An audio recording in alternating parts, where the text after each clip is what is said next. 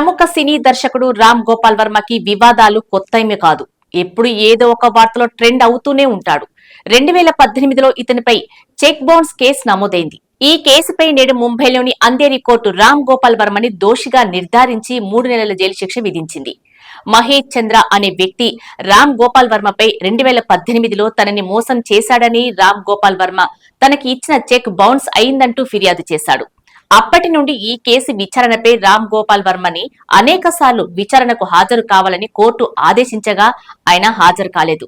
దీంతో ఆగ్రహించిన కోర్టు రామ్ గోపాల్ వర్మకి నాన్ బెయిలబుల్ వారెంట్ జారీ చేసింది. ఫిర్యాదు చేసిన మహేష్ చంద్ర అనే వ్యక్తికి 3 నెలల్లోపు 3,72,000 రూపాయలు చెల్లించాలని, లేని పక్షంలో 3 నెలల జైలు శిక్ష అనుభవించాలి అంటూ కోర్టు ఆదేశాలు జారీ చేసింది. దీంతో రామ్ గోపాల్ వర్మ ఇప్పుడు చిక్కులో పడ్డాడు. కోట్ల రూపాయలు సంపాదించే రామ్ గోపాల్ వర్మకి కేవలం 3 లక్షల రూపాయలు ఇవ్వటం పెద్ద సమస్య కాదు. కానీ ఆయన కోర్టులో తుది తీర్పు వచ్చే వరకు ఈ విషయాన్ని తెచ్చుకోవటం చాలా ఆశ్చర్యం. ఒక్కసారి కూడా విచారణకు కోర్టుకి రాకపోవడం వంటివి చూస్తుంటే ఆయన యాటిట్యూడ్ ఎలాంటిదో అర్థం చేసుకోవచ్చు.